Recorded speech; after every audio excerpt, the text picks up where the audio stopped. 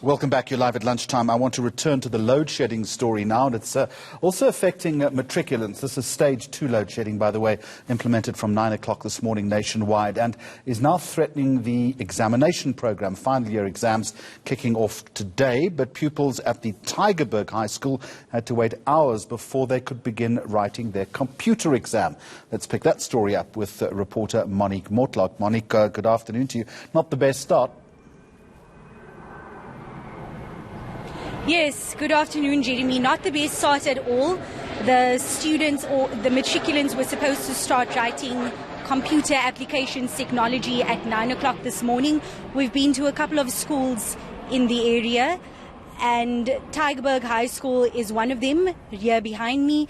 And what we heard from the principals who were also at Paddo High School, which is a school in the area, is that, and the WCED has also informed us that even though there were contingency measures put in place, even though they had an understanding with Eskom yesterday already that power outages won't affect learners, that it won't affect matric exams, it did in fact impact matric exams. Some of the learners had already started writing when the power went out at about 10 o'clock this morning in this area, in Paddo specifically, and because of that they had to stop what they were doing and they had to wait it out.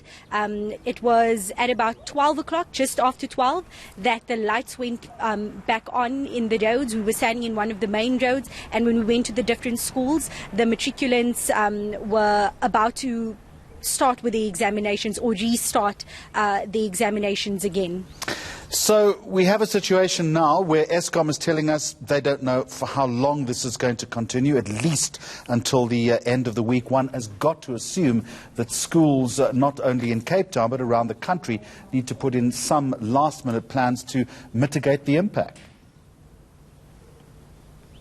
And some of those measures they had to put in place today very quickly. And one of the principals who I spoke to, he said he was in a frenzy this morning because he went out to get, or he sent out one of the teachers to go and buy snack packs for those matriculants, because what happens during situations like these, if they are in the middle of an exam and the power goes out, especially when they need to be on their computers like today, what happens is they need to be quarantined. So the exam venue basically goes on lockdown. The kids aren't allowed to leave the venue. They can only leave if they need to use the bathroom.